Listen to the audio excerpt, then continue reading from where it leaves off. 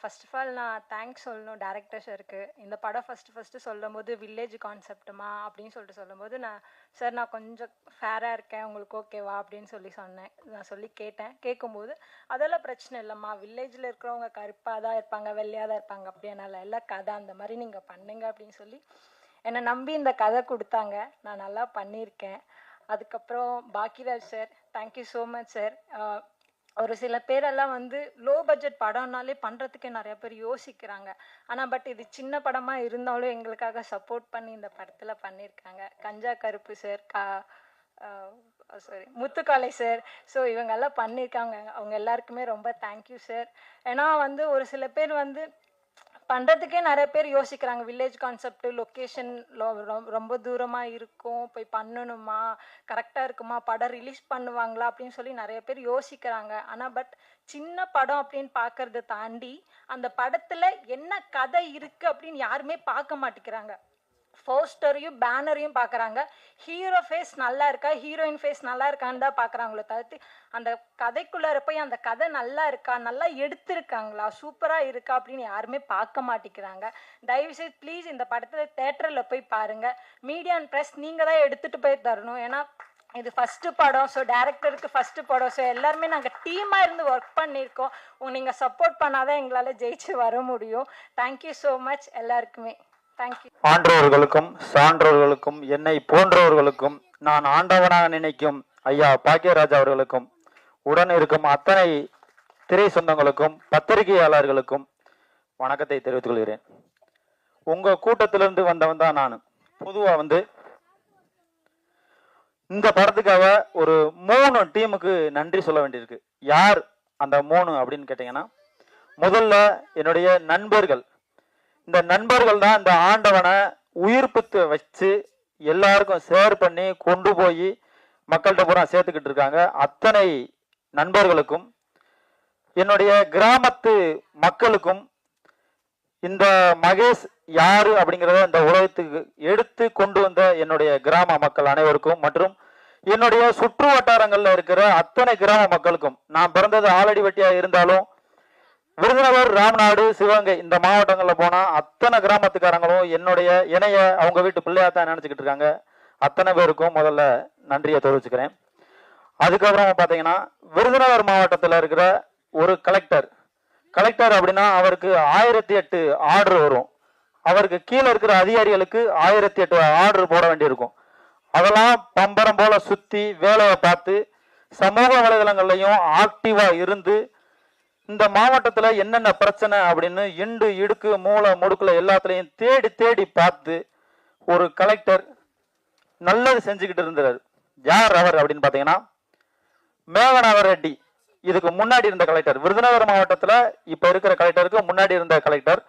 அவரை வச்சுதான் இந்த படமே உருவாயிருக்கு. ஆண்டவன் அப்படின்னா நான் ஹீரோ கிடையாது, மேகநாத ரெட்டி அவர் தான் ஹீரோ. அவருடைய கதாபாத்திரத்துலதான் நம்மளுடைய மதிப்புக்குரிய ஐயா பாக்கியராஜ் சாரு நடிச்சிருக்கிறாரு. ஆண்டவன் அப்படின்னா என்னன்னு கேட்டீங்கன்னா, காலத்தினால் செய்த நன்றி சிறிதெனும் ஞாலத்தின் மான பெரிது அப்படின்னு சொல்லுவாங்க. இப்ப ஒரு நன்றிக்காக எடுக்கப்பட்ட படம் தான் இந்த ஆண்டவன். அப்ப மேகநாத ரெட்டி ஐயா அவர்களுக்கு நன்றி. ஒரு கலெக்டர் கார் அப்படின்னு பாத்தீங்கன்னா மேல ஒரு சைரன் சுத்திக்கிட்டு இருக்கும் பாத்தீங்களா, அது சைரன் கிடையாது. ஒட்டுமொத்த கலெக்டர்களுடைய அந்த மனசாட்சி, அந்த எண்ணங்கள் சுத்தி சுத்தி சுத்தி இந்த ஊருக்கு என்ன செய்யலாம், அந்த ஊருக்கு என்ன செய்யலாம்னு சுத்தி சுத்தி வேலையை பார்த்த மனுஷன், அவருக்கு நன்றியை தெரிவிச்சுக்கிறேன். அதுக்கப்புறமா பல்வேறு அரசு அதிகாரிகள், காவல்துறையில இருந்து அத்தனை அதிகாரிகளும் முழுக்க சப்போர்ட் பண்ணாங்க. மணிவண்ணன் சார் ஏடிஎஸ்பியா இருந்தாரு அவரு. அப்புறம் எங்க ஊர்ல பிறந்து இன்னைக்கு எஸ்பியா இருக்கிற ஈஸ்வரன் அண்ணன், இப்படி எத்தனையோ அதிகாரிகளும் பல்வேறு நண்பர்களும் கிராம மக்களும் சொந்த ஊருக்காரங்க அத்தனை பேர் சேர்த்து தேர் மாதிரி இழுத்து கொண்டு வந்து இங்க நுப்பாட்டி இருக்கிற படம் தான் இந்த ஆண்டவன். ஆண்டவன் அப்படிங்கிறது படம் கிடையாது.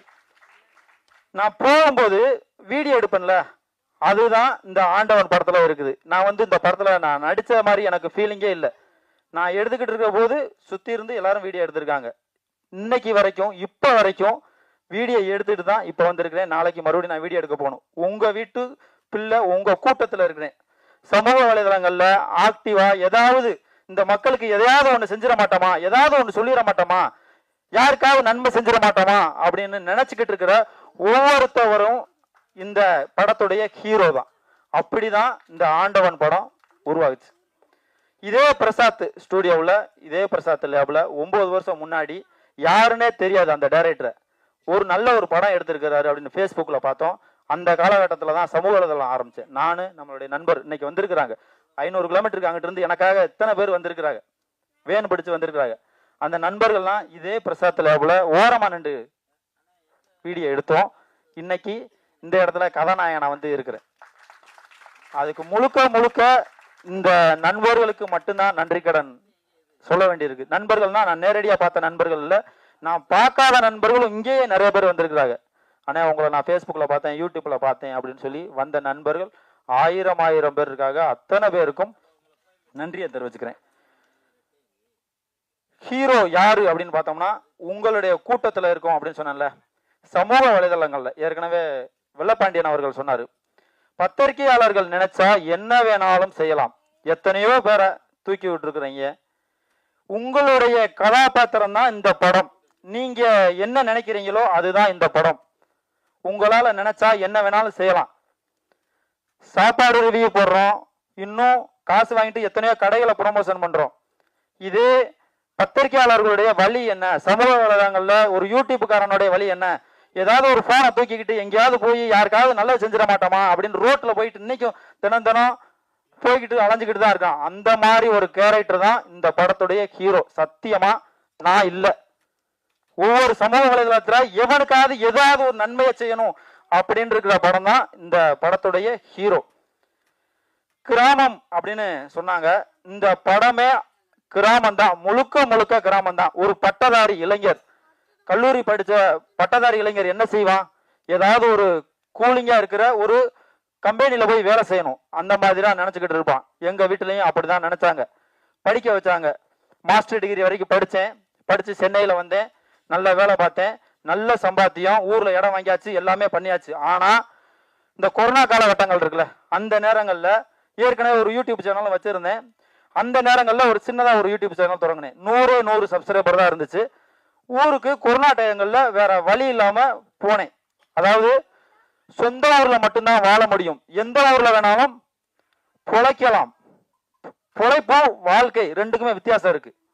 வாழ்க்கை வேறு, பொழைக்கிறது வேறு. வாழ்றதுக்காக மறுபடியும் என் சொந்த ஊருக்கே போனேன். அப்படி போகும்போது ஒரு கிராமம், எங்க ஊர்ல இருந்து ஒரு 15 கிலோமீட்டர் பக்கத்துல ஒரு கிராமம். அந்த கிராமத்துல, கிராமம்னா எப்படி இருக்கும், வாய்க்கா வரப்பு வாழைத்தோப்பு அப்படியே இயற்கை வளம் நிறைஞ்சுதான் நம்ம படங்கள் எல்லாம் பார்த்திருப்போம். அப்படிலாம் இல்ல, காஞ்ச கருவாடு. இன்னும் வெளியில எல்லாம் நிறைய போஸ்டர்லாம் இருக்கும். காஞ்ச கருவாடு, கருவேலங்காடு, பாலைவனம், இந்த மாதிரி தான் அந்த ஊர் இருந்துச்சு. என்னடா இப்படி ஒரு ஊர் இருக்கே, இதை ஒரு வீடியோ எடுத்து போடுவோமா அப்படின்னு சொல்லி ஒரு வீடியோ எடுத்து போட்டேன். வீடியோ எடுத்து போடுறது எதுக்கு, லைக்குக்காகவும் ஷேருக்காகுமா? இல்ல, அந்த ஊர்ல ஆளே இல்ல, 2 பேர் மட்டும்தான் இருந்தாங்க. கொரோனா காலகட்டங்கள்ல எல்லாரும் தனிமைப்படுத்தி இருந்தாங்கல்ல, ஒரு கிராமத்தையே தனிமைப்படுத்திட்டு எல்லா அந்த ஊருக்காரங்க எல்லாருமே வெளியில போயிட்டாங்க. அப்படி இருக்கிற போது அந்த வயசான தாத்தாவுக்கும் பாட்டிக்கும் வீடு கிடையாது. உடைஞ்ச வீடு, ஒழுகும், எப்ப வேணாலும் அந்த சோறு இடிஞ்சு விழுந்துரும், எப்ப வேணாலும் சாகலாம், செத்தாலும் கேட்கறதுக்கு நாள் இல்ல. ஏன்னா அந்த ஊருக்காரங்க எவனுமே இல்லையா, எல்லாம் வெளியில போயிட்டாங்க. அப்படி இருக்கிற ஒரு சூழ்நிலையில அந்த ஊருக்கு போய் ஒரு வீடியோ போட்டு, இந்த ஊருக்காரங்க எல்லாரும் வெளியில போயிட்டாங்க, இந்த தாத்தா பாட்டிக்கு வீடு இல்ல, தயவு செய்து ஒரு வீடு வேணும், அதுக்கு எனக்கு காசு கட்டி கொடுக்க ஏன்டா காசு இல்ல, உங்ககிட்டயும் கேட்க முடியாது. அப்படி கேட்டோம்னா இன்னைக்கு என்ன சொல்றாங்க, இந்த காசு கேட்க ஆரம்பிச்சிட்டா, பிச்சை கேட்க ஆரம்பிச்சிட்டா அப்படின்னு சொல்றாங்க. அப்ப இந்த வீடியோவை ஷேர் பண்ணுங்க, அரசாங்கத்துடைய கண்ணுக்கு போகும், அரசாங்கம் வந்து இதை செஞ்சு கொடுக்கும் அப்படின்னு சொல்லியாச்சு. சொல்லி முடிச்சு 3வது நாள் அந்த கலெக்டர் பதவியேற்று 3வது நாள் நேரடியா அந்த ஊருக்கு வந்து அந்த வீடு கட்டி கொடுக்கறதுக்கான ஆர்டரை கொடுத்துட்டு, அது மட்டும் இல்லாம இந்த ஊருக்காரங்க மறுபடியும் இந்த ஊருக்கு வந்தாங்கன்னா நான் அந்த ஊருக்காரங்களுக்கு நான் வீடு கட்டி கொடுக்குறேன் அப்படின்னு ஒரு உத்தரவாதத்தை கொடுத்துட்டு போனாரு. அவர் தான் ஏற்கனவே சொன்னா நம்ம கலெக்டர் மேகநாத ரெட்டி. அந்த வீடியோ கண்டிப்பா நம்மளே இங்க யாராவது பார்த்துருப்பீங்க, ஏன்னா மில்லியன்ல போச்சு. யாராவது பாத்தீங்களா, கை தூக்குங்களேன், யாரெல்லாம் பாத்திருக்கீங்கல்ல. சோ அந்த உண்மையான ஒரு கதை, ஒரு படம் அப்படின்னு பாத்தீங்கன்னா முழுக்க முழுக்க கற்பனையா எடுத்திருப்பாங்க. உண்மை கதை அப்படின்னா வேற ஏதாவது ஒரு ஹீரோ வச்சு பண்ணிருப்பாங்க. இது உண்மை கதை. அந்த வீடியோ இருக்கும், ஒரு கிட்டத்தட்ட ஒரு 8-9 நிமிஷம் வீடியோ. அந்த ஒரிஜினல் வீடியோ இந்த படத்துல இருக்கு, ஒரிஜினல் வீடியோ அப்படியே இருக்கு. ஸோ அப்படிப்பட்ட எடுக்கப்பட்ட படம் தான் இந்த ஆண்டவன். இன்னைக்கு நகரங்கள்ல நம்ம பிழைப்பை தேடி வந்துடுறோம். நம்மளுடைய பேக்ரவுண்ட் என்னன்னு தெரியாது, நம்மளுடைய திறமை யார் என்ன அப்படின்னு இந்த நகரத்துல இருக்கவங்களுக்கு தெரியாது. ஆனாலும் ஜெயிச்சிடறோம். பெரிய பெரிய மாளிகையும் மாட மாளிகையும் கட்டி வாழ்ந்துடுறோம். நம்ம யாருன்னு தெரியாம, நம்மளுடைய திறமை என்னன்னு தெரியாம இருக்கிற இந்த நகரமே நம்ம வாழ வைக்கிற போது நம்மளுடைய பேக்ரவுண்ட் என்ன, நம்மளுக்குன்னு எவ்வளவு சொத்து சொகம் இருக்கு, ஒரு குடிசை வீடாவது சொந்த வீடா ஊர்ல இருக்கும். அப்படி தெரிஞ்ச ஒரு உங்களுடைய கிராமம் உங்களை கைவிட்டுருமா? கைவிடாதுல. கண்டிப்பான முறையில மேக்சிமம் எல்லாருமே கிராமத்துல இருந்தா வந்திருப்போம். நகரங்கள்ல பிறந்திருந்தாலும் நம்மளுடைய பூர்வீகம் அப்படிங்கிறது கிராமத்துல இருக்கும். தயவு செய்து உங்களுடைய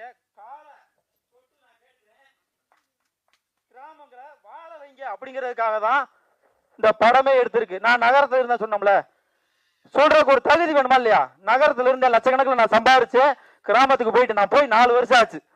நான் போனதுக்கு அப்புறம் வாழ்ந்ததுக்கு அப்புறம் இந்த படம் எடுத்திருக்கு. படத்துக்காக நான் போல, நான் போய் வீடு கட்டி அங்க வாழ்ந்ததுக்கு அப்புறம் தான் இந்த படமே எடுத்திருக்கு.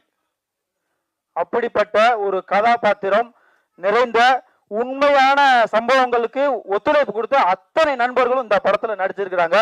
எங்களுக்கு உயிரோட்டமா, இந்த உயிரோட்டம் அப்படின்றது ரொம்ப முக்கியமானது. இதை யார் நடிச்சா நல்லா இருக்கும் அப்படின்ட்டு நான் தேடி தேடி பாக்குற போதுதான் சின்ன வயசுல இருந்தே நம்மெல்லாம் வெறிய, இவர் மேல வெறி, நம்மளுக்கு இப்படி ஒரு நடிப்பா அப்படின்னு சொல்லி பாத்துக்கிட்டு இவர் தான் வேணும் எங்களுக்கு, இவர் நடிச்சாதான் அந்த படம் முழுமை அடையும், இந்த கேரக்டருக்கு இவர் தான் சரியா இருப்பாரு அப்படிங்கிறதுக்காகவே ஐயா பாக்கியராஜ் சாரை வந்து நடிக்க வச்சோம். அப்படி ஒட்டுமொத்த கிராமத்துடைய முழுக்க கிராமத்தின் கதை, கிராம கதைன்னா ஏதோ மொக்க கதையை எடுத்திருப்பாங்க அப்படின்ற மாதிரிலாம் இருக்காது. உணர்வு பூர்வமா இருக்கும், உயிர் இருக்கும். படத்துக்கு உயிர் இருக்கும். எங்கேயாவது பாத்திருக்கீங்களா? இந்த படத்துல உயிர் இருக்கும். ஆனா அந்த ஊர்ல உயிர்கள் இல்ல அப்படிங்கிறத அந்த படம் வந்து சொல்லும். இங்கே என்னுடைய சொந்த பந்தங்கள் இருக்கிற பத்திரிகைக்கார அன்னைங்களுக்கும், அதே மாதிரி தொலைபேசி அன்னைங்களுக்கும், அதே மாதிரி என்னுடைய ஊரை சார்ந்த ராம்நாடு மாவட்டம், சிவகங்கை மாவட்டம், கமுதி மாவட்டம், இதை சேர்ந்த என்னுடைய சித்தப்பா பெரியப்பா அனைவர்களுக்கு நன்றியை சொல்லிக்கிறேன். அதே மாதிரி மேடையில் அமர்ந்திருக்க, நான் அதிகமாக நான் பேசக்கூடாது, இருந்தாலும் ஒரு 4 வார்த்தை மட்டும் பேசிக்கிறேன்.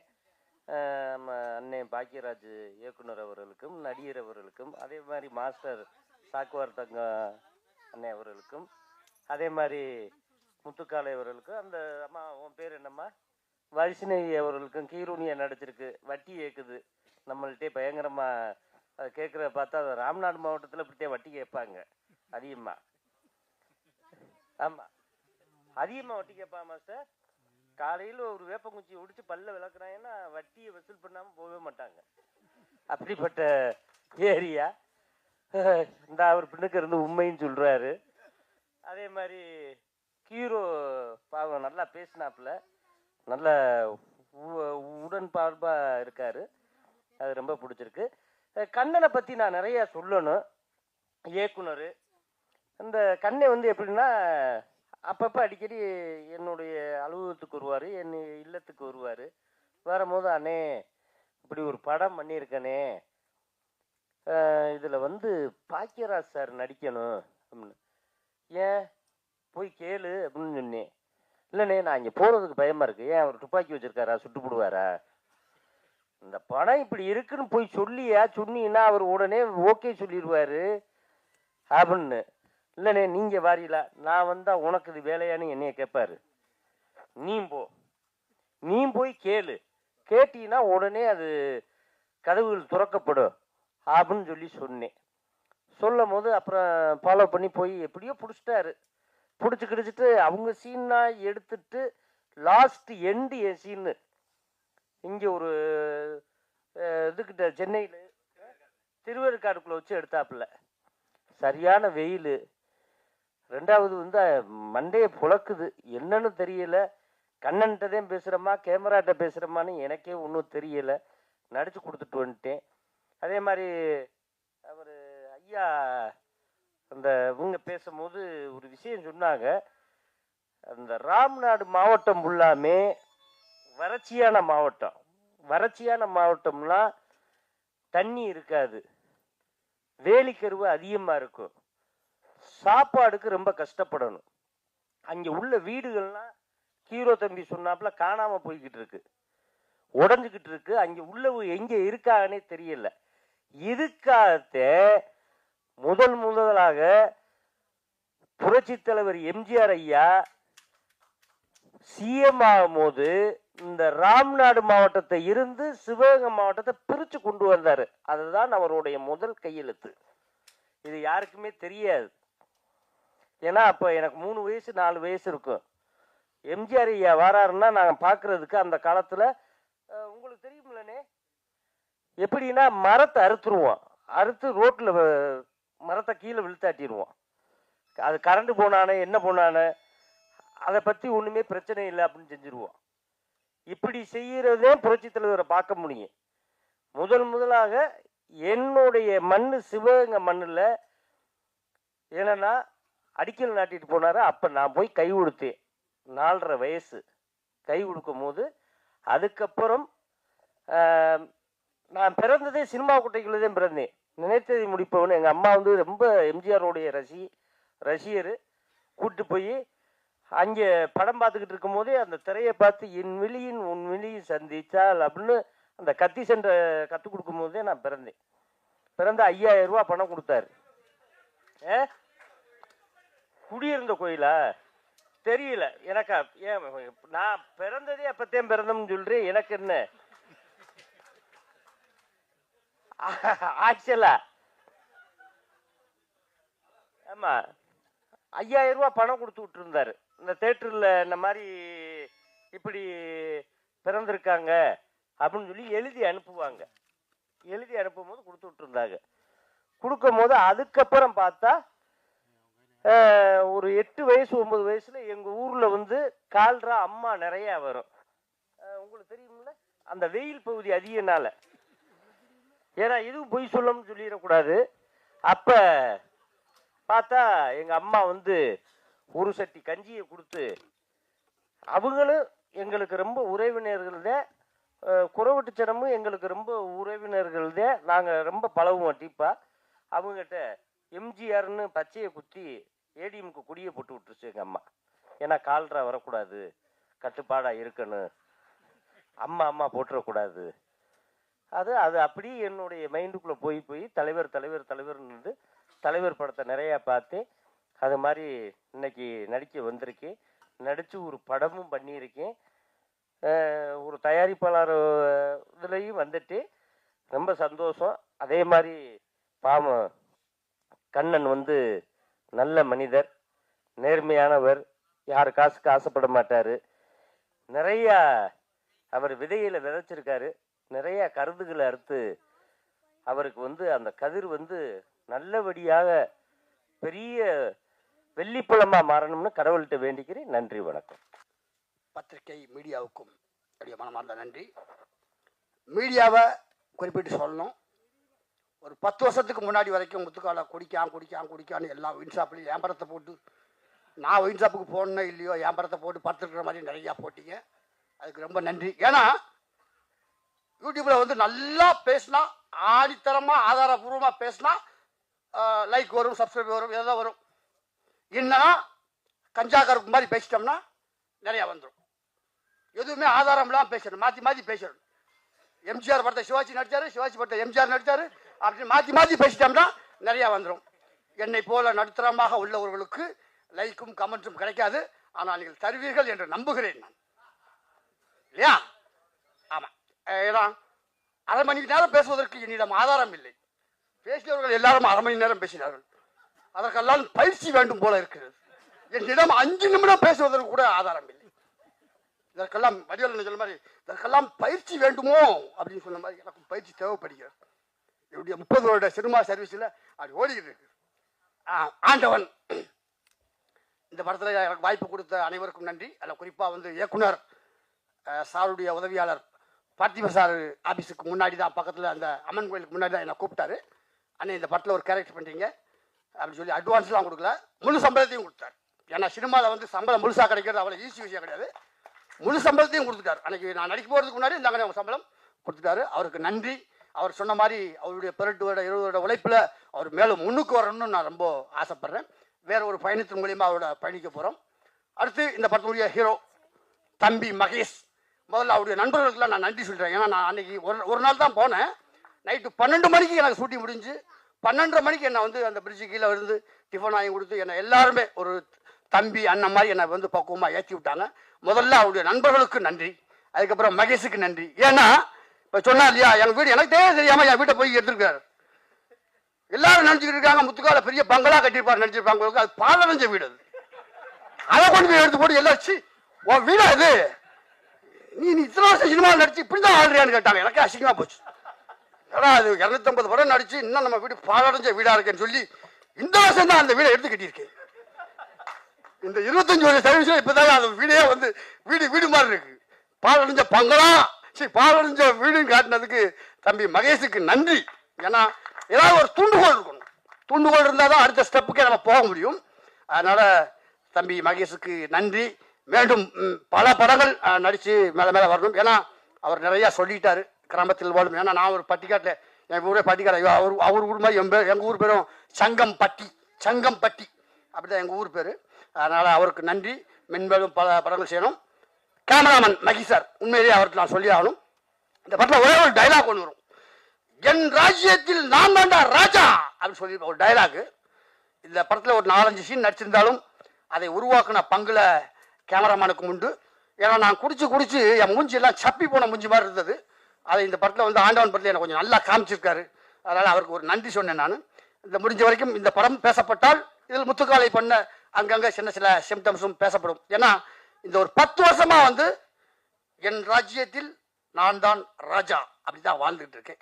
ஏன்னா எனக்கென்று ஒரு ராஜ்யம் எளிவலையா இருந்தாலும் தனி வலையாக இருக்கணும்னு ஆசைப்படுறேன். ஏன்னா ஒருத்தர் நம்பி இருந்தா என்ன பாடுவோம்னு அனுபவிச்சதுனால இன்னைக்கு மீண்டு வந்து இன்னைக்கு நான் வந்து எளிவலையாக இருந்தாலும் தனி வலையாக இருக்கணும்னு ஆசைப்பட்டு சிறப்பாக போய்கிட்டு இருக்கேன். அதனால் நிறையா பேசவும் முடியாது. நான் கடந்து வந்த பாதையை ஒரு சின்ன உதாரணமா தம்பின்னு சொல்லலாம். ஏன்னா மாஸ்டர் மகேந்திரன் அப்பா சைக்கிளில் முன்னாடி உட்கார வச்சு, அதுக்காக எனக்கு வயசு ரொம்ப ஆச்சுன்னு நினச்ச வேண்டாம், குழந்தையா சைக்கிளில் உட்கார வச்சு அந்த விநாயகர் ஸ்கூலில் வந்து உட்காந்து பல்ட்டி அடிக்க சொல்லி தருவார்.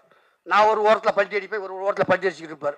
இப்படிலாம் வந்து இன்னைக்கு அவர் ஹீரோவாக நடிச்சு, அவர் ஹீரோவாக நடிச்ச படத்தில் நான் ஒரு 4 படத்தில் நடிச்சிருக்கேன். இதுதான் வந்து இன்னொரு விஷயம் சொல்லணும். திரைக்கதை வேந்தன் நானும் கிங்காங்கும் டெய்லி ஒரு ஃபங்க்ஷனுக்கு போனோன்னா அவர் எல்லா பாட்டுக்கும் ஒரு டான்ஸ் ஆடுவார். அதில் பாக்கியராஜ் சார் போட்டு அவருடைய பாடலும் உண்டு. அதில் ஒவ்வொரு நாளும் திரைக்கதை வேந்தன் எங்கள் பாக்கியராஜ் சார் ஆடி இருந்தால் எப்படி இருக்கும் அப்படின்னு ஒரு டைட்டில் அரைமணி சொல்லித்தான் வந்து கிங்காங்க ஆடுவார். அந்த வகையில் சிறு வயசில் நான் ஆகாயத்தில் சென்று கொண்டிருக்கும் விமானத்தை அண்ணாந்து பார்த்த நான் அதே விமானத்தில் ஏறி பயணம் செய்திருக்கிறேன் என்று சொல்லும் வாசகத்தை போல அவருடைய சுவரில்லாத சித்திரங்கள். அன்னைக்கு கூட கேட்டேன், அந்த தீவனை போட்டு ஷூட்டிங்கில் கேட்டேன், சார் தூரல் நின்று போச்சுல நீங்கள் சிலம்பு சண்டை எத்தனை நாள் சார் கற்றுக்கிட்டீங்கன்னு கேட்டேன். ஜஸ்ட் அப்படின்னு ஒரு வார்த்தை சொல்லி முடிச்சார், அவ்வளோதான். ஆனால் சின்சியராக அந்த கண்ணோட்டம் தெளிவாக அந்த படத்துக்கு என்ன வேணுமோ அவர் 2 கம்பை வீசுறதை பார்த்தா நான் 3 மாதம் 2 கம்பை வீசுறதுக்கு எனக்கு 3 மாதம் ஆச்சு. ஏன்னா என்னுடைய அடிப்படையே சிலம்பம் தான். அவருடைய தூரல் நின்று போச்சு. புரட்சித்தில் ஒரு எம்ஜிஆர் படங்கள் பார்த்தா நான் சிலம்பம் கற்றுக்கிட்டேன். அதுக்கப்புறம் கராத்தையில் பிளாக் பெல்ட் வாங்கினேன், சிலம்பம் கற்று ஜிம்னாஸ்டிக் கற்றுக்கிட்டேன். இன்னைக்கு எங்கள் ஜாகோர் பாஸ் இருக்க யூனியனில் நானும் ஒரு 25 வருஷமா மெம்பராக இருக்கேன்னா அதுக்கு காரணம் அவருடைய தூரல் நின்று போச்சு, டார்லிங்ல கராத்தே சண்டை போட்டது, இதெல்லாம் ஒன்றொன்றும் எனக்கு ஒரு உற்சாக டானி. ஏதாவது ஒரு தூண்டுகோல் வேணும் அந்த வகையில். அதே மாதிரி அவருடைய எழுத்துல ஒரு 2 விஷயத்துல எனக்கு பெரிய பெருமை பாக்கியம் பற்றி சொல்லலாம். தேசிய விருது பெற்ற அகத்தியன் சார் இயக்கிய ராமகிருஷ்ணா படத்துல ஒரு மோனோ ஆக்டிங்ல ஒரு 4 சீன் வரும். நான் நடிச்ச ஒரு 10 காமெடியில அது ஒரு காமெடி. உண்மையிலே அந்த படம் மட்டும் ஓடி இருந்தால் நான் ஒரு அடுத்த கட்டத்துக்கு சென்றிருக்கலாம். ஜஸ்ட் ஆண்டவன் திரைப்படத்தோட ட்ரெய்லர் விழாவுக்கு வந்திருக்க அனைத்து பத்திரிகை, டிவி மற்றும் அனைத்து ஊடக நண்பர்கள் எல்லாத்துக்கும் என்னுடைய பணிவார்ந்த வணக்கத்தை தெரிவிச்சுக்கிறேன். இங்கே எனக்கு இந்த ஸ்படிய மாலை கொடுத்து அப்புறம் முருங்கைக்காய் வேறு கொடுத்தாங்க, அவங்களுக்கும் நன்றி தெரிவிச்சுக்கிறேன். அவர் நேதாஜி அவர்கள் இன்னும் இருக்கிறதா, அவர் ரொம்ப சுவாமிநாதன் அவர்கள் ரொம்ப நம்பிக்கையோட அவர் அந்த பேச்சில் வந்து அது தெரியுது எந்த அளவுக்கு அவர் வீரியமாக இருக்கார் அப்படின்னு சொல்லிட்டு. ஸோ அவங்களுக்கு என்னுடைய மனமார்ந்த நன்றி. எங்கள் ஸ்கூலில் படிக்கும்போது ஒரு வாத்தியார் இருந்தார். அந்த வாத்தியாருக்கு வந்து ஒரு ஹேபிட் என்னென்னா, யாராவது ஸ்பெல்லிங் தப்பாக சொல்லிட்டாங்கன்னா அவர் ஒத்துக்க மாட்டார். அந்த ஸ்பெல்லிங்கை கரெக்ட் பண்ணியே ஆகணும் அப்படின்னு சொல்லிட்டு அதுக்கு என்ன பிரயத்தனம் எடுக்கணுமோ எடுத்துக்குவார். அவ்வளோ முயற்சி பண்ணுவார். அது கிளாஸில் நான் உட்காந்துருப்பேன், எவனாவது எப்பாவது மாட்டிக்குவாங்க இல்லையா ஸ்பெல்லிங் சொல்ல தெரியாமல். அதனால் ஒரு பையன் எந்திரிச்சு ஏதோ பேசும்போது அவனுக்கு பிளாட்ஃபார்ம்னு சொல்ல வரல, அவன் ஃப்ளாட் பாம் அப்படின்னா இவர் வாத்தியார் பிடிச்சிட்டாரு. பிளாட், அவன் ஃப்ளாட் அப்படிங்கிற பிளாட் பா பா பிளாட்ஃபார்ம் அப்படின்னு ஃப்ளாட் பாம்ங்கிற அவன். இவர் பா பா பிளாட் பிளாட் இப்படியே சொல்லிக்கிட்டு இருக்காரு. அவனும் எஃப்எஃப்லேயே சொல்லிட்டு இருக்கான ஒழிய அவன் ஃப்ளாட்லாம் பீல ஆரம்பிக்க மாட்டேங்கிறான். இது அடுத்த பீரியட் பெல் அடிக்கும், அந்த வாத்தியார் வந்துவார். வந்தால் உள்ளே வந்துட்டு இந்த வாத்தியார் இருக்கிற பாட்டு கொஞ்சம் எக்ஸ்கியூஸ் மீ அப்படின்னு சொல்லிட்டு மறுபடியும் அந்த பிளாட்னு இவர் எப்படியா சொல்கிறதுக்கே ட்ரை பண்ணிட்டு இருப்பார். இது ஒரு நாள் அவர் வந்து இந்த வாத்தியாரும் ஸ்பெல்லிங் கரெக்ட் பண்ணுற வாத்தியாரும் இன்னொரு வாத்தியார் உட்காந்து நின்று பேசிட்டு இருக்காங்க. அது நடுவில் இந்த பில்டிங் அந்த பில்டிங் நடுவில் கிராஸ் பண்ணும்போது அவங்க நின்று ஏதோ பேசிட்டு இருந்தாங்க. அப்போ அந்த ஆப்போசிட் வாத்தியாரை வந்து தோட்ட வேலை செய்கிற ஒரு கார்னர் இருக்கார் இல்லையா, அது செடியெல்லாம் வெட்டி கட்டி தண்ணியெல்லாம் ஊற்றுற ஒரு கார்னர், அவர் வந்து அந்த வாத்தியாரை கூப்பிட்றதுக்காக பக்கத்தில் வந்து, சார் உங்களை லைப்ரரி மாஸ்டர் வர சொன்னாருங்க அப்படின்னா, நான் வர்றேன்னு சொல்லுன்னு அவர் சொல்கிறாரு. இல்லை இருக்கட்டும் அப்படின்னு சொல்லிட்டு என்ன சொன்னேன், இந்த லைப்ரரி மாஸ்டர் வர சொன்னேன். லைப்ரரி இல்லை லைப்ரரி அப்படின்னு. அவன் தோட்ட வேலைக்காரன், அவனுக்கு என்ன தெரியும், அவன் லைப்னே சொல்ல வரல, அவனுக்கு ரைப்புன்னு லைப் இப்படியே சொல்லியிருந்தேன். இது எங்களுக்கு எல்லாம் எப்பவுமே காமெடியாக இருக்கும். இந்த மாதிரி அவர்கிட்ட யார் சிக்குவாங்க, எவ்வளோ நேரம் பாடம் எடுப்பார் அப்படின்னு சொல்லிட்டு. ஆனால் அவருடைய இயல்பு அப்படிங்கிறது அது. அவனை கரெக்ட் பண்ணியே ஆகணும், அவன் தப்பாக சொல்கிறது விடக்கூடாது, அவனை கரெக்ட் பண்ணியே ஆகணும்னு சொல்லிட்டு அவ்வளோ பிரயத்தனம் பண்ணிட்டு பண்ணுவார். என்னென்னா இது அவருடைய கேரக்டர். இது யாருக்காக சொல்ல வந்தேன் அப்படின்னு சொன்னால் நம்ம கண்ணனுக்காக சொல்ல வந்தேன்.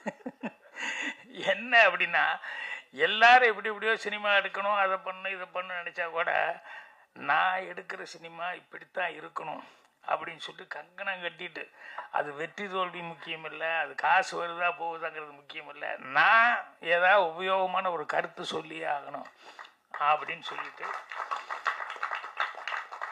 அதில் அவ்வளோ தீர்மானமாக இருந்து அவர் இந்த படத்தை பண்ணியிருக்காரு. அந்த கதை சொன்ன நாள்லேருந்து நான் அவருடைய கேரக்டரு அந்த ஊருக்கு போனது நடிச்சது இதை பார்த்துக்கிட்டே இருக்கிறேன்.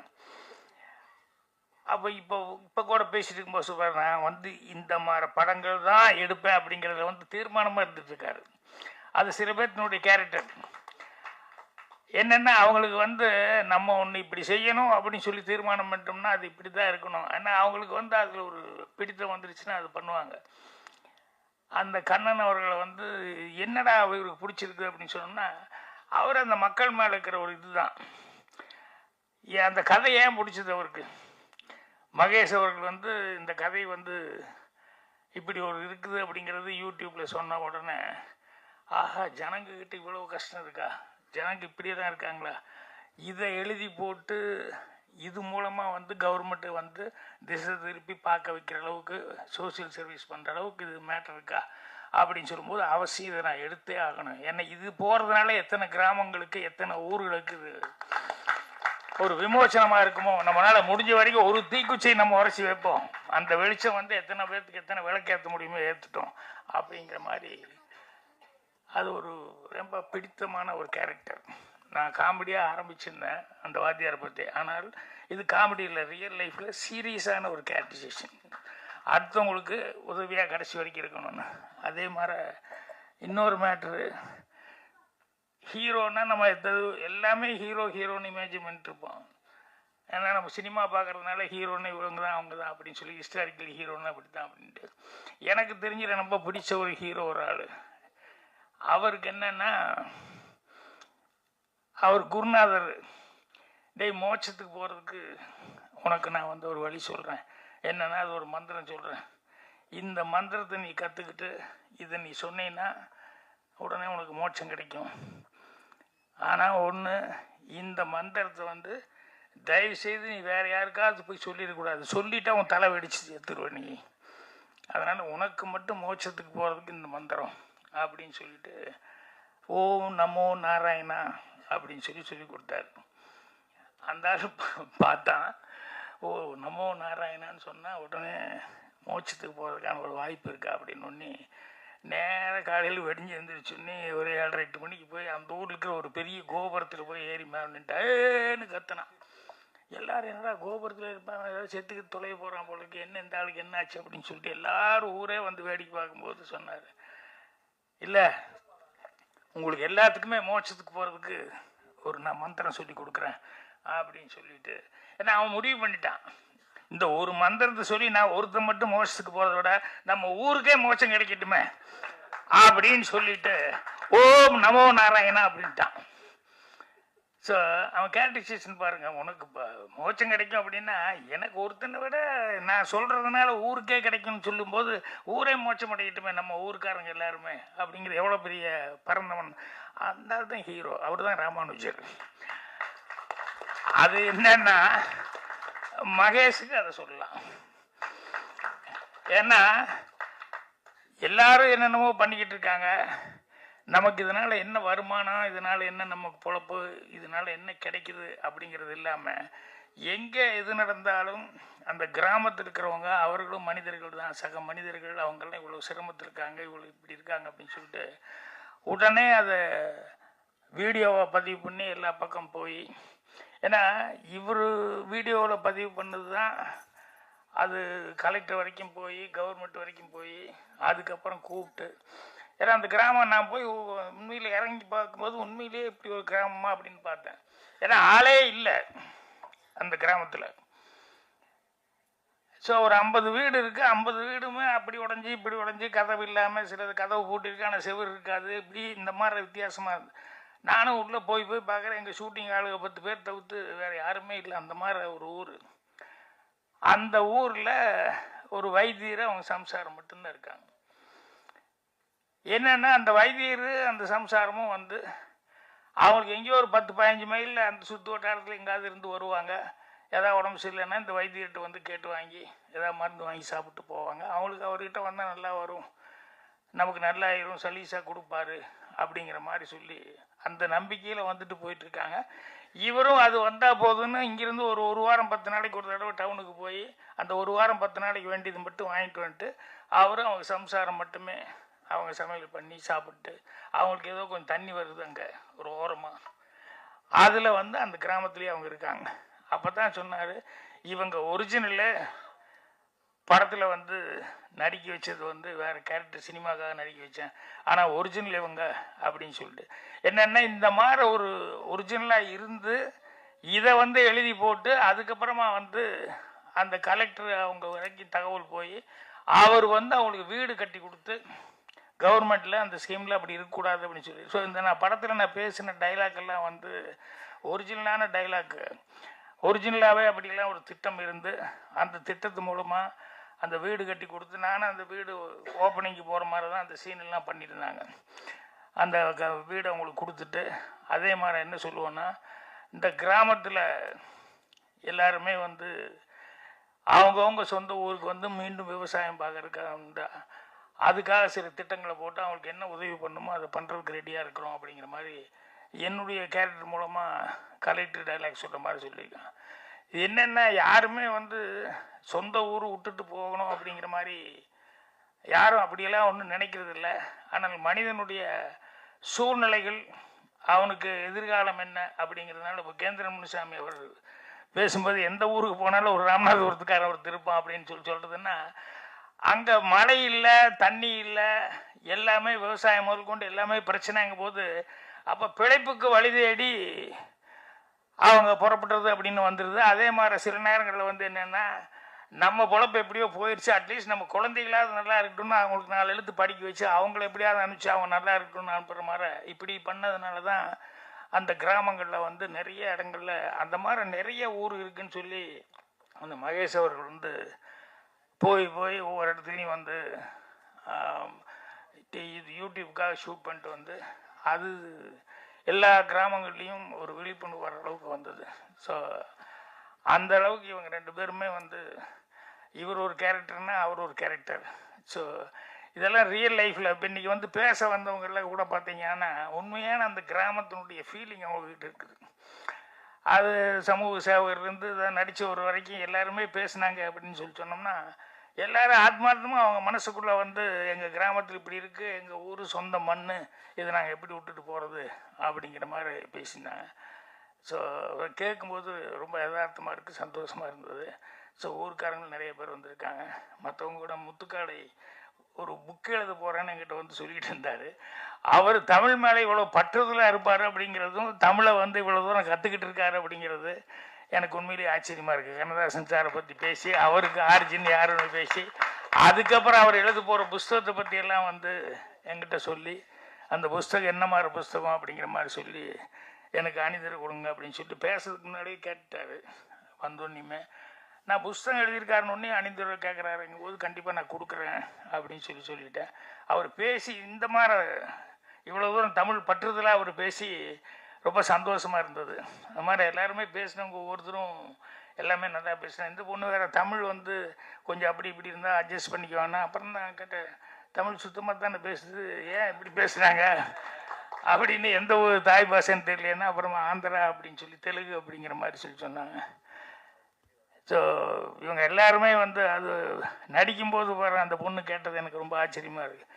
என்னென்னா கிராமத்து கதைன்னு ஒன்று என் கலருக்கு அது சரியாக வருமா, கிராமத்து பொண்ணு மாதிரி அப்படிங்கிற மாதிரி அவங்களுக்கு உள்ள எல்லாருக்குமே ஒரு கிராமம் அப்படின்னா இப்படி தான் இருப்பாங்க, கருப்பாக இருப்பா, அந்த வெயிலில் அலைஞ்சு கிளைஞ்சி நல்லா பிறந்திருந்தா கொஞ்சம் கலராக பிறந்திருந்தா கூட அந்த வெயிலுக்கு அதுக்கும் அந்த இதில் வந்து ஆட்டோமேட்டிக்காக அந்த கலர் எல்லாம் வேறு மாதிரி ஆகி போகும் இல்லையா, அதனால் அது சரியாக இருக்குமா அப்படிங்கிற மாதிரிலாம் நியாயமான ஒரு சந்தேகத்தில் டைரக்டராக இல்லை அதெல்லாம் ஒன்றும் காரணமெல்லாம் இப்படி கிடையாது, கருப்பு சிவப்பெல்லாம் காரங்க பார்க்குறாங்க அப்படிங்கிற மாதிரி சொல்லி.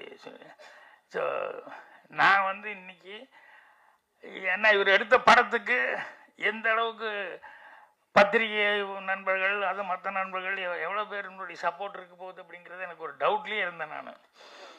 அதுக்கப்புறம் சரி அப்படின்னா அப்புறம் உள்ளே வரும்போது தான் எனக்கு அந்த அட்மாஸ்பியர் பார்க்கும்போது இல்லை அவர் சம்பாதிச்ச சொத்து நண்பர்கள் அப்படின்னு சொல்லிட்டு அதே நண்பர்கள் அப்படிங்கிறதான் மகேஷுக்கும் அதே மாதிரி தான் அவ்வளவு நண்பர்கள் இருக்காங்க, சொந்த பந்தம் அந்த நண்பர்கள் எல்லாம் தான். ஏன்னா என்கரேஜ் நண்பர்கள்னு சொன்னோம்னா நிறைய பேர் சில பேர் இருக்கா நண்பர்கள் என்னென்னா அவனுக்கு வந்து 2 பேர் ஃப்ரெண்ட்ஸு பேசிகிட்டு இருந்தாங்க. சரி நான் வீட்டுக்கு போகிறேன்னாங்கும் போது மழை வந்துருச்சு, ஒருத்தன் வீடு கொஞ்சம் தூரமாக இருக்குது. அப்போ இவன் சொன்னால் நம்ம ஃப்ரெண்ட் ஆச்சு அப்படின்னு சொல்லிட்டு அப்படியே மழை வந்துருச்சு அதனால் கொஞ்சம் வெயிட் பண்ணி போகலான்னா அப்புறம் மணி வேறு 9:30 ஆகி போச்சு. ஏண்டா நீ எப்போ நீ மழை நின்று எப்போ வீட்டுக்கு போய் சாப்பிட்றது அப்படின்னு போய் சம்சாரத்துட்டு சொல்லி உட்கார்றானா ஹாலில் உட்கார சொல்லிவிட்டு சாப்பிட்டே போயிடல கொஞ்சம் சம்சாரத்துட்டு சொல்லிட்டு வரணும். போய் திடீர்னு சம்சாரத்துட்டு அம்மா சாப்பாடு எங்கள் திடீர்னு இப்படி வந்து சொல்கிறீங்களே என்னங்க ஏம்மா மழை திடீர்னு வந்தால் நான் என்னம்மா பண்ண முடியும், அதனால் பாரு அப்படின்னு ஏதாவது வர்றவங்களுக்கு ஏதாவது விசேஷமாக ஏதாவது செஞ்சாலும் பரவாயில்ல, வந்தவொன்னே ஏதோ ஒன்று செய்ய அப்படின்னு சொன்னால் என்ன அர்த்தம், முடிஞ்சதை செய்யுமா பசிக்கு தானே செய்ய அப்படி இப்படின்னு சொல்லி போட்டு நான் என்ன கூட ஹெல்ப் பண்ணுறேன்னு ஏதோ கொஞ்சம் இது பண்ணி போட்டு அப்புறம் வந்து பார்த்தா ஆளில் அவனை காணோம், மழையும் நிற்கலையே என்னடா ஆச்சுன்னு தெரியலையே அப்படின்ட்டு ஏன்டா அவனை ஆளை காணோன்னு சரி போயிட்டான் போல இருக்கு அப்படின்னு சொல்லி இவங்க சரி சமையல் ஆரம்பிச்சா செஞ்சு முடிப்போம் அப்படின்னு சொல்லும்போது பார்த்தா அவன் மறுபடியும் வந்துட்டான்.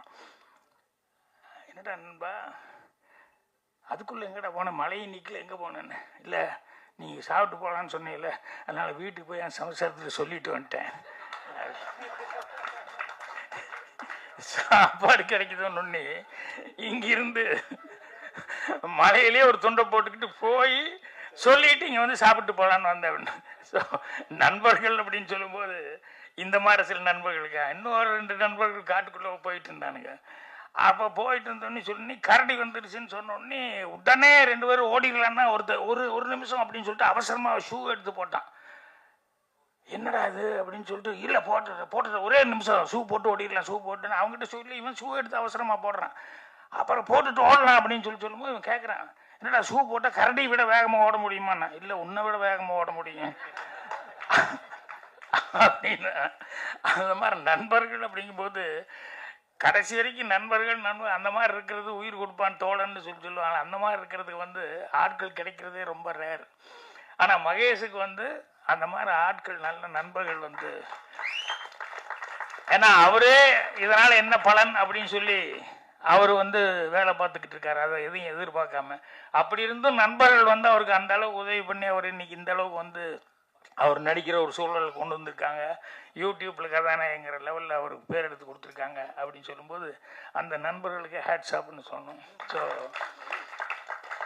கண்ணனும் அவருடைய மகேஷும் அவருடைய நண்பர்கள் அவங்க கூட்டாளிகள் எல்லாருமே சேர்ந்து சார்லஸ் எனக்கு எடுத்துனே பயந்துட்டேன். மியூசிக்கு டா அப்படின்னு சொல்லி கிரேன் ஷாட் வந்தது. நான் நினச்ச கதையே வேற என்னமோ நினச்சிட்டேன். டவால் என்னடா இப்படி ஒரு மியூசிக் வருது அப்படின்னு சொல்லி பார்த்தா, அப்புறம் பார்த்தா அந்த கதைக்கு உண்டான ஏதோ இன்னொரு கதை உள்ளே வச்சுட்டு இருக்காரு போல இருக்கு. நான் நினச்சேன் இந்த கலெக்டர்கிட்ட அந்த வைத்தியர் அவங்க ஒய்ஃபு அவங்க தான் கஷ்டப்படுறவங்க, இதுதான் கதைன்னா அந்த மகேஷை வச்சு ஒரு கதை ஒரு லவ் ஸ்டோரி வச்சுருக்காரு அப்படிங்கிறது. அதுக்கப்புறம் தான் பாட்டு டூயிட்டெல்லாம் வரும்போது தான் சரி கதைக்குள்ளே ஒரு ஜனங்களுக்கு பிடிச்ச மாதிரி ஒரு ஹீரோயின் அதுக்கு தகுந்த மாதிரி எதாவது வேணும் அப்படிங்கிறதெல்லாம் பண்ணியிருக்காரு அப்படின்னு சொல்லும்போது தான் சரி மியூசிக் டைரக்டர்லாம் உண்மையிலேயே கரெக்டாக வேலை கொடுத்துருக்காரு அப்படின்னு சொல்லிட்டு அவரும் கரெக்டாக இது பண்ணியிருக்காரு. கேமராமேன் எல்லாமே அவங்கவுங்க செய்ய வேண்டிய வேலையை கரெக்டாக செஞ்சுருக்காங்க. ஸோ எல்லாருக்குமே பத்திரிகை நண்பர்கள் நம்ம தான், ஊடக நண்பர்கள் நம்ம தான் அவங்களுக்கு என்ன இந்த மாதிரி ஒரு டைப்பாக ஒரு கதையை எடுத்து அந்த கிராமத்தில் இவ்வளோ தூரம் பின்தங்கி போய் கிராமத்தை விட்டு இன்றைக்கி என்ன கோபிச்செட்டிப்பாளையத்துக்கு போனால் நான் போனால் கூட ஒரு 10 கிலோமீட்டர் 5 கிலோமீட்டருக்குள்ளேயே எனக்கு அந்த பேடி ஃபீல்டுன்னு சொல்லுவேன், பச்சை பசேல்னு எங்கே பார்த்தாலும் கேமரா வைக்கலாங்கிற அளவுக்கு இருக்குது. இப்போ 20 கிலோமீட்டர் 25 கிலோமீட்டர் கோபியில் சிட்டிக்குள்ளேருந்து சைடில் போனால் தான் பச்சை பசேல்னு எதாவது காமிக்க முடியும். என்னென்னா எல்லாம் சைட்டு போட்டு அவங்கவுங்க விற்க ஆரம்பிச்சிட்டாங்க. அதில் நல்ல வருமானம் வருது, எதுக்கு இது விவசாயம் பண்ணிக்கிட்டு அப்படிங்கிற அளவுக்கு அவங்களும் சேஞ்ச் ஆகி போயிட்டுருக்காங்க. ஸோ அந்த மாதிரி கிராமங்கள் நிறைய அப்படி இது பண்ணி போயிட்டுருக்கு. ஸோ இந்த மாதிரி படங்கள் வரும்போது அதை கரெக்ட் பண்ணிக்கிறதுக்கு என்ன, ஏன்னா தண்ணி இல்லாமல் பஞ்சமாக இருந்து அந்த மாதிரி இருந்து ஊரை காலி பண்ணிட்டு போகிறதுங்கிறது ஓகே. அது என்னென்னா இயற்கை சதி நமக்கு நம்மளை எரியாமல் நம்மளை மீறி நடக்கக்கூடியது ராமநாட்டில் நடக்குது அப்படிங்கிற மாதிரி எல்லாம் இருக்குது. பட் இதெல்லாம் பிளாட் போட்டு இருக்கிற பூமி விவசாய பூமி பிளாட்டை போட்டு கொடுத்துட்டு போனால் அதை விட நல்ல காசு கிடைக்குதுங்கிற அளவுக்கு போனால் அது கவர்மெண்ட் அப்படி இல்லை, விவசாயமே நீ பண்ணு, விவசாயம் பண்ணால் உனக்கு அந்த அளவுக்கு வருமானம் வருங்கிற அளவுக்கு ஒரு திட்டங்களை கொண்டு வந்தால் தான் அவன் கரெக்டாக அந்த விவசாயத்தில் இருப்பான். இல்லைன்னா நான் என்ன நஷ்டத்துக்கு நான் எப்படிங்க பாடுபட முடியும் அப்படிதான் அவன் கேட்பான். இப்போ சொல்லுவாங்கல்ல, அவன் கஷ்டப்படுறத காலிலேருந்து சாயங்காலம் வரைக்கும் உட்காந்து மண்ணில் கஷ்டப்பட்டு வெயிலில் கஷ்டப்பட்டு இத்தனையும் பண்ணி அது பண்ணிட்டு போனான். அவன் ப்ராடக்ட்டுக்கு அவன் ரேட்டு பட்டு ஃபிக்ஸ் பண்ண முடியலையே, அவன் சொல்கிற ரேட்டுக்கு தான் கொடுக்க வேண்டிய கேள்வி, இவன் ஒரு ரேட்டு இவ்வளோ ஆச்சுங்க அப்படின்னு விற்கவே முடியலையே. ஸோ அதனால் அந்த அடிப்படையே மாற்றப்படணும். இந்த மாதிரி படங்கள் வரும்போது அந்த அடிப்படை திட்டங்கள் அதெல்லாம் அரசாங்கம் உள்ளே புகுந்து அவங்களும் கவனிச்சுட்டு ஹெல்ப் பண்ணுவாங்கன்னு நினைக்கிறேன். அதுக்கு பத்திரிகை நண்பர்கள் எல்லாருமே உங்களுடைய ஊக்கங்களை கொடுக்கணும். அந்த படம் நல்லா ஓடுறதுக்கு என்ன உண்டோ அதுக்கு உண்டான விமர்சனங்களை நீங்கள் எழுதணும்னு சொல்லி கேட்டுக்கிறேன். இந்த டீம் எல்லாத்துக்குமே என்னுடைய மனமார்ந்த நல்வாழ்த்துக்களை தெரிவிச்சுக்கிறேன். ரொம்ப இப்படி ஒரு டீமில் வேலை பார்த்தது எனக்கு ஒரு ஆத்ம திருப்தியாக இருக்குது, சந்தோஷம். நன்றி. வந்திருக்கும் அனைத்து பெரியவர்களுக்கும் வணக்கம். மேடையில் அமர்ந்திருக்கும் அனைத்து பெரிய மக்களுக்கும், குறிப்பாக தென்னகம் மட்டுமில்லை, இந்தியா மட்டுமில்லை, உலக லெவலில் திரைக்கதை மன்னன் திரு பாக்யராஜ் அவர்கள். அவர் அடிச்சுக்கிறதுக்கு என்னை யாரும் கதை சொல்லலை. நான்லாம் ஆக்ஷன் படம் தான் பார்ப்பேன், ஆக்ஷன் இல்லாத படமே பார்க்க மாட்டேன். ஒரு வாட்டி பஸ்ஸில் வரும்போது சார் படம்னு போட்டாங்க, அதை பார்த்ததுக்கப்புறம் அவர் ரசிகர், தீவிர ரசிகர். அவர் படத்தில் நான் நடிக்கிற வாய்ப்பு கிடச்சி எல்லாமே பண்ணேன்னா அந்த அளவு அவர் திரைக்கதை மன்னன். அது யாரும் மாற்றவோ எதுவுமே பண்ண முடியாது. நம்ம இயக்குனர் ரொம்ப நல்ல மனம் கொண்டவர், எல்லார்ட்டையும் அன்பாக பேசுகிறவர். என்னை டெய்லி பார்ப்போம், டெய்லி சந்திப்போம். ஒரு நாள் கூட அவர் எதனா கூட்டம் வந்தால் கூட இருங்க நான் நீங்கள் மற்றெல்லாம் பாருங்கள் நான் இருக்கிறேன் அப்படின்னு இருப்பார். நல்ல மனிதர். ஆண்டவன் நிச்சயமாக ஆண்டவன் கொடுத்த வரத்தில் நீங்கள் இந்த படம் மிகப்பெரிய வெற்றி அடைய மனமாற உங்கள் கைத்தட்டலோட உங்கள் ஊருக்காருங்க மகேஷ் யூடியூபர், இன்னைக்கு ஹீரோ. ஆனால் அவர் சொன்னதை பார்க்கும்போது எனக்கு என்னமோ எம்ஜிஆர் படம் பார்க்குற மாதிரி இருந்துச்சு. ஏழைங்களுக்கு எந்த கஷ்டப்பட்டாது அவங்கள முன்னேற்றணும் அப்படின்னு நினைக்கிற ஒரு உண்மையிலேயே ஒரு கேரக்டர். அந்த கேரக்டரு நிச்சயமாக அவங்க படம் வெற்றி அடைஞ்சு நீங்கள் அது மக்களுக்கு. அப்புறம் இப்போ நம்ம ஹீரோலாம் இருக்காங்களே, பாகிஸ்தான்காரங்க சுட்டானே, ஒரு ஹீரோ கூட அதை எதுக்கலை, விஜய் தவிர. அது மாதிரி இருந்துடக்கூடாது. அது வந்துச்சு இனிமே அப்படின்லாம் இருக்கக்கூடாது. எப்போ இருந்தாலும் மக்களுக்காக உழைக்கணும். வாழ்றது ஒரே முறை, சாவதும் ஒரே முறை. இருப்பது வரை மக்களுக்காக, நாட்டுக்காக உழைக்கணும். அதுதான் முக்கியமான விஷயம். அதை நீங்கள் மறந்துடாதீங்க. அப்புறம் மகேந்திரன் தம்பி குழந்தையிருந்து எனக்கு தெரியும், நல்லா பண்ணியிருக்காரு. முத்துக்கால சார் நல்லா ஜிம்னாஸ்டிக் பண்ணுவாப்புல. இன்றைக்கி நல்லா பேசி இன்றைக்கி தான் பார்த்தேன் நான். ரொம்ப அற்புதமாக பேசியிருந்தார். வாழ்த்துக்கள். அவர் நம்ம டைரக்டர் சார், அவருக்கும் வாழ்த்துக்கள். அப்புறம் இந்த வில்லனா நடிச்சிருக்கார் இல்லையா, அவர் முருங்கைக்காய் கொடுத்தார் பாருங்க. ஏன்னா அவர் தங்க மோதிரம் போட்டால் பரவாயில்ல, நீங்கள் நல்லா கதை எழுதியிருக்கீங்க சார், தங்க மோதிரம் போட்டால் நல்லா இருக்கு. முருங்கைக்காய் அது அங்கே ஊரில் வாங்கியிருக்காரு, 50 ரூபாயும் அது கட்டு. அதை வாங்கி கொண்டு கொடுத்துட்டாரு.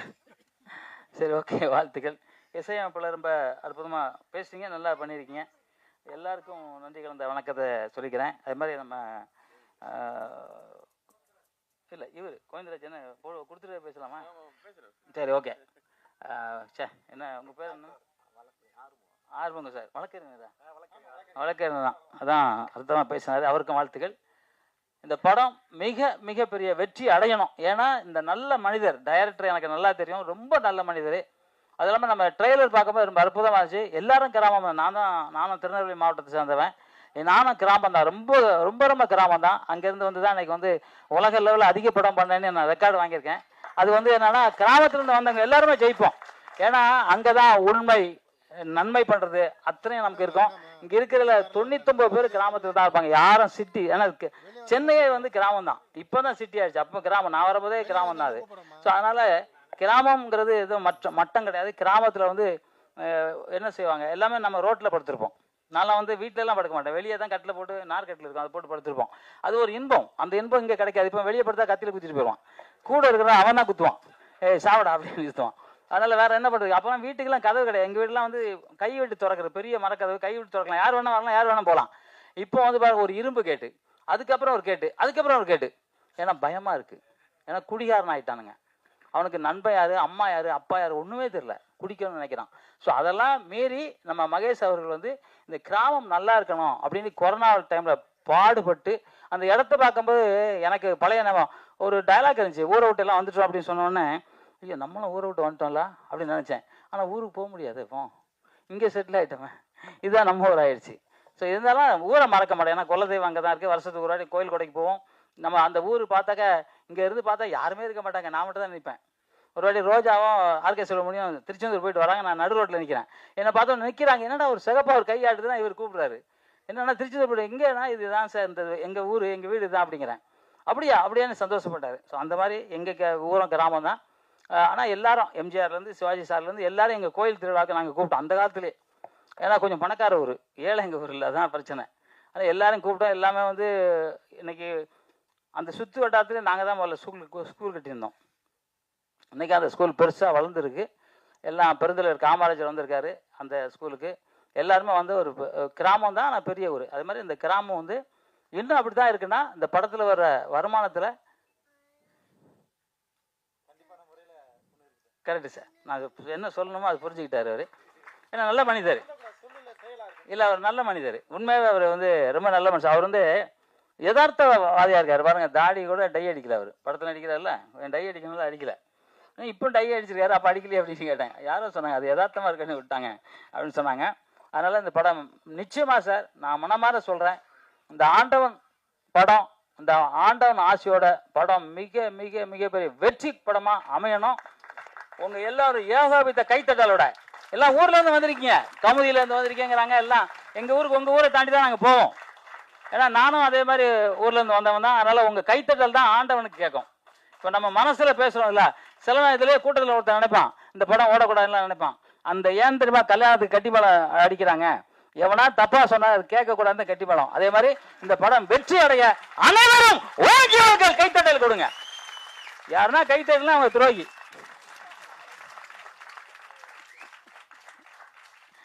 அதுக்கப்புறம் ஏற்கனவே சொன்னேன், இந்தியாவில் உள்ளவங்களை வந்து ரொம்ப கம்மி பண்ணிட்டீங்களோ. இவர் நம்ம சார், உங்கள் பேர் என்னங்க? நேதாஜி. ரொம்ப அற்புதமாக பேசியிருந்தார். அவருக்கு வாழ்த்துக்கள் சொல்லணும். ஆனால் தூண்டி விட்டார் என்ன, நான் வந்து தமிழ் மேலே இந்தியன் ஆக்கி விட்டார். இல்லை, போன வாட்டியே நான் இந்தியன் ஆகிட்டேன். ஏன்னா நம்ம நாட்டை எவன் தொட்டாலும் சரி, அவனை செருப்பால் மட்டும் இல்லை, அருவாள் மட்டும் இல்லை, துப்பாக்கியில் மட்டும் இல்லை, அணுகுண்டு கூட போடலாம். நம்ம நாடு வந்து அமைதியான பூங்கா நாடு. நம்ம இந்தியா வந்து யாருமே நமக்கு எதிரி இல்லை, வந்தாரை வாழ வைக்கும் நாடு இந்தியா. இன்னைக்கு பாகிஸ்தான்ல வந்து இங்கே வாழ்ந்துட்டு இருக்காங்க, இங்கே குன்றத்தூரில் வாழ்ந்துட்டு இருக்காங்க, கிட்டத்தட்ட நூற்றுக்கணக்கான பேர் குன்றத்தூரில். ஏன்னா நம்ம அதெல்லாம் விட்டுறோம். ஏன்னா நம்ம அதிகாரிங்க இருக்காங்கல்ல, இது வந்தால் போதும், எப்படியா போங்கடா வாங்கிட்டு அவனை ரேஷன் கார்டு, ஓட்டர் ஐடி எல்லாம் கொடுத்து விட்றாங்க. இப்போ அங்கே அவன் வந்து ஜாலியாக இருக்கான். இதே பாகிஸ்தானில் நம்ம இருக்க முடியுமா? பாகிஸ்தானில் ஒரு குங்குமம் வச்சு தான் வெட்டுவான், நம்ம வெட்ட மாட்டோம். நம்ம இங்கெல்லாம் முஸ்லீம்லாம் நம்ம சகோதரர்கள், அவங்க வேற யாருமே கிடையாது. நம்மளோட உயிரில் அவங்கள ஒரு உயிர். இப்போ நான் வந்து இப்போ ஒரு ரம்ஜான் வந்துச்சுல்ல, எல்லா முஸ்லீம் வீட்டிலேருந்து எனக்கு சாப்பாடு வந்துச்சு. அதெல்லாம் யார் கொடுப்பா? அதனால் அவங்க நம்மெல்லாம் அண்ணன் தம்பிங்க, இங்கே பாகுபாடு இருக்கக்கூடாது. ஆனால் இளைய தளபதி விஜய் அவர்கள் மட்டும் இந்த தாக்குதலை கண்டித்து போட்டிருக்காரு. அவருக்கு ஒரு கைத்தறி தரலாங்க. ஆனால் மற்ற நடிகர்கள் யாரும் தமிழன் காசு சாப்பிடல, இந்தியன் காசு சாப்பிடல, பாகிஸ்தான் காசு சாப்பிட்டுக்கிட்டு இருக்கானுங்கன்னு நினைக்கிறேன். ஏன்னா அவங்க யாரும் எதிர்ப்பு ஒரு குரல் கொடுக்கல. அந்த குரல் கொடுக்காத வரைக்கும் அவங்க எவ்வளோ பெரிய நடிகராக இருந்தாலும் சரி, அவங்க படம் பார்க்குறத நம்மளும் அவாய்ட் பண்ணோம். என்னை பொறுத்த வரைக்கும் நான் பார்க்க மாட்டேன். ஏன்னா நம்ம நாடு தான் முக்கியம். யாரோ ஒருத்தருக்கு வந்து நம்ம நாட்டில் வந்து பேசாமல் இருக்கக்கூடாது. இன்னைக்கு வந்து இந்திய நாட்டில் எல்லாருமே வந்து எதிர்ப்பு கொடுத்துருக்காங்க. ஆந்திரா பிரதேசத்தில் கொடுத்துருக்காங்க, கேரளாவில் கொடுத்துருக்காங்க. தமிழ்நாட்டில் ஏன், எதுக்காக கொடுக்கல? அதை கொடுக்கணும்னு இந்த உங்கள் எல்லாரும் கொடுக்கணும்னு நினைக்கிறீங்களா? எல்லாம் கொடுக்கணும்னு நினைக்கிறீங்களா? நம்ம இந்தியாவுக்கு ஆதரவு பண்ணணும்னு நினைக்கிறீங்களா? அப்போ ஜெய்ஹிந்த், ஜெய்ஹிந்த். மோடி ஐயா வாழ்க வளர்க. அவருக்கு கருத்தை நான் வந்து இது வரைக்கும் நான் சொல்லவே இல்லை. இப்போ எனக்கு என்ன தோணுதுன்னா, அவரு நமக்கு தேவைங்கிறது மாதிரி ஆகி போச்சு. இல்லைன்னா எவனோ வந்து குண்டு போட்டு போயிடுவான்.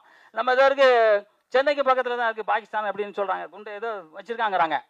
செத்தா கூட பரவாயில்ல, என் நாடு இந்திய நாடு. அந்த இந்திய நாட்டுக்காக நம்ம போராட்டத்துக்கு தயாராக இருக்கோம். ஏன்னா விரட்டி விரட்டி நம்மளால் அடிக்க முடியும். விரட்டி விரட்டி அவங்க ஆயுதம் நம்ம ஆயுதம் பார்த்தாங்கன்னா அவன் ஒரு நாள் கூட தாங்க மாட்டான். ஒரே ஒரு நாள், 1 மணி நேரம் கூட தாங்க மாட்டான். இருந்தாலும் நம்ம நாட்டில் பொறுமை கடைப்பிடிக்கிறோம். அந்த பொறுமை கடைப்பிடிக்கிறது நம்ம நடிகர்கள் அதுக்கு முன்னாடி நிறைய நம்ம காசு சாப்பிட்ருப்பீங்கன்னு நினைக்கிறேன். எங்கள் காசை அவங்க எல்லாரும் வந்து அதுக்கு எதிர்ப்பு தெரிவிக்கணும்னு சொல்லிக்கொண்டு, உலகத்திலே பெரிய புண்ணியமான நாடு இந்தியா. அந்த நாட்டில் நம்ம பிறந்திருக்கோம். அதை விட புண்ணியமான உள்ள இருக்குது தமிழ்நாடு. தமிழ்நாட்டில் தான் சித்த மருத்துவம், யோகா, நோக்கு வருமோ, அந்த வருமோ, இந்த வருமோ அத்தனையும் நம்ம சித்தர்கள் கொடுத்துட்டு போயிருக்காங்க. அந்த தமிழ்நாடு வாழ்க, தமிழ் வாழ்க, தமிழ் வெல்க, தமிழன் வென்றே தீர்வான். நன்றி, ஜெய்ஹிந்த், ஜெய்ஹிந்த். அண்ட் அவங்க ஒரு படம் எடுத்திருக்காங்க, ஒரு ஃபர்ஸ்ட் படம் எடுத்திருக்காங்க, ஒரு விஷயத்த ட்ரை பண்ணியிருக்காங்க. அண்ட் நிறைய பேர் பேசும்போது தான் தெரியுது, மகேஷ் வந்துட்டு யூடியூப்லலாம் வந்துட்டு வீடியோஸ்லாம் போடுறார் அப்படின்ட்டு. ஸோ அது ஒரு நல்ல ஒரு இன்ஃபர்மேஷனாக இருக்குது. ஸோ நிறைய பேர் நியூ கம்மர்ஸ்க்கு இந்த ஒரு படம் ஒரு நல்ல ஒரு அடையாளமாக இருக்கணும்னு அந்த ஆண்டவனை வேண்டிக்கிறேன். அண்ட் அந்த படம் பெரிய சக்ஸஸ் ஆகணும். எந்த ஒரு படமாக இருந்தாலும் அதில் சில கைகள் இருக்கும். இன்னும் லைக் சில சில சில ஆர்டிஸ்ட் வந்து சில படங்கள் விடவே விடாது. அப்படி வந்து பாக்யராஜ் சார்லாம் இருக்காருன்னு நினைக்கும் போது, எவ்வளோ படங்கள் சின்ன வயசுலேருந்து அவரோட நான் நடிச்சிருக்கேன், அவரோட படங்களை பார்த்து வளர்ந்துருக்கேன். அண்டு எவ்ரி டைம் நான் அவர்கிட்ட பேசியிருக்கேன், வீட்டுக்கு போகும்போதெல்லாம் பேசியிருக்கேன். அண்ட் அவர் திருப்பியும் ஸ்க்ரீனில் பார்க்கும்போது எனக்கு ரொம்ப சந்தோஷமாக இருக்கேன். அண்ட் இந்த மாதிரி ஆர்டிஸ்ட் எல்லாருமே வந்துட்டு இந்த மாதிரி யங்ஸ்டர்ஸுக்கு வந்துட்டு ஒரு வாய்ப்பு கொடுத்து, அவங்க டைம் கொடுத்து, அவங்க டேட்டு கொடுத்து, அவங்க எனர்ஜியை கொடுத்து வேலை பார்க்கும்போது தான் அந்த யங்ஸ்டர்ஸ்க்கு ஒரு பெரிய ஒரு ஒரு ஒரு ஒரு பூஸ்டாக இருக்குது. ஸோ அதுக்கே நம்ம வந்து மிகப்பெரிய ஒரு வாழ்த்துக்கள் வந்துட்டு சாருக்கு சொல்லணும். அண்ட் அந்த மாதிரி தான் சாராக இருந்தாலும் சரி, அந்த முத்தைக்கான அண்ணாவாக இருந்தாலும் சரி, அந்த கஞ்சா கருப்பனாவாக இருந்தாலும் சரி, எல்லாருமே வந்து ஒரு படம் ட்ரை பண்ணியிருக்காங்க. அண்ட் அந்த படம் நல்ல ஒரு வெற்றி அடையட்டும். அந்த டேரக்டருக்காக தான் நான் வந்தேன். அண்ட் அவர் தான் ரொம்ப ஃபாலோ பண்ணிகிட்டே இருந்தார். ஸோ அவருக்கும் ஒரு பெரிய வாழ்த்துக்கள். அண்ட் ப்ரெஸ் மீடியா, எஸ் உங்களுக்கு தெரியும் ஒரு படத்தை எப்படி போய் சேர்க்கணும் அப்படிங்கிறது, யூனோ வெல். ஸோ அதை நீங்கள் கரெக்டாக பண்ணிடுவீங்கன்னு தெரியும். Thank you so much. ஆண்டோருக்கும் சான்றோருக்கும் என்னை போன்றவருக்கும் வணக்கம்.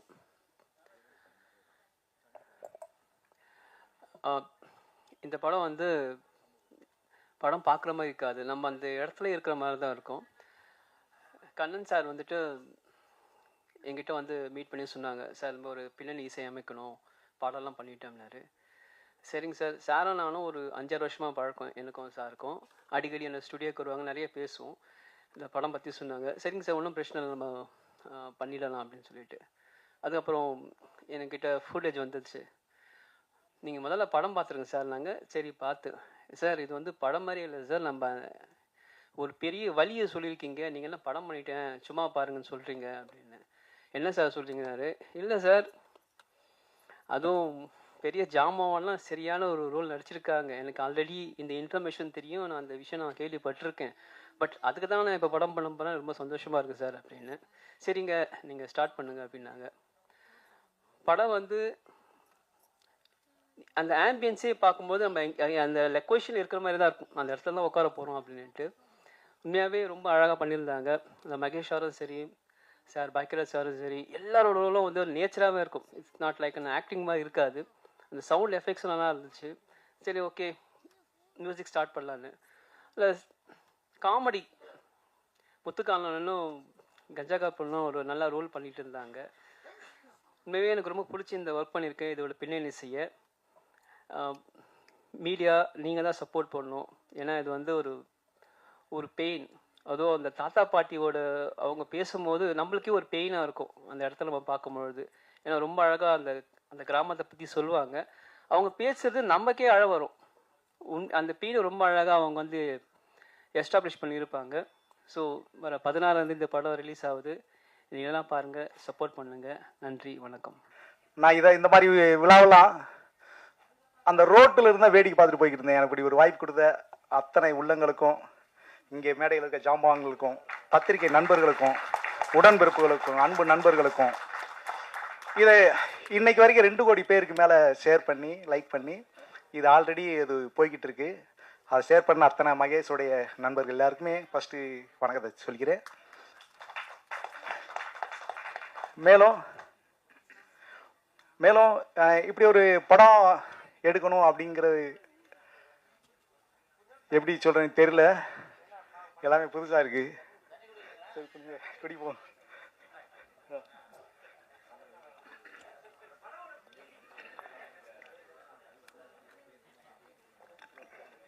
நன்றி நன்றி, தண்ணி கொடுத்தாங்க, நன்றி, ரொம்ப நன்றிங்க. ஆனால் இது ரொம்ப சீரியஸான விஷயத்த சொல்லிக்கிட்டு இருக்கோம். பொதுவாக பார்த்தீங்கன்னா நம்ம கிராமங்களில் ஆல்ரெடி எல்லாருமே அந்த காலத்துலேருந்து இந்த காலத்து வரைக்கும் எல்லாருமே கிராமங்களில் பறந்து அப்படியே பயணிச்சு அதை நகரமாக ஆக்கிட்டோம். நம்ம தான் நகரமாக ஆக்கணும். நகரங்களை உருவாக்குனது நம்ம தான், கிராமங்களை அழித்ததும் நம்ம தான். அப்படி ஒரு விஷயத்த தான் சொல்லியிருக்கோம்.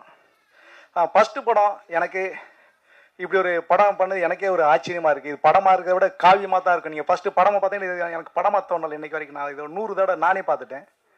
இது ஒரு காவியம், அப்படி தான் நான் நினைக்கிறேன். நீங்கள் அப்படி தான் நினைப்பீங்க, பார்க்கும்போது அப்படி தான் இருக்கும். அப்படி ஒரு வாய்ப்பு கொடுத்த மகேஷ்க்கு ஃபஸ்ட்டு அவர் ஒரு யூடியூப்பாக தான் அவர் போட்டிருந்தார்.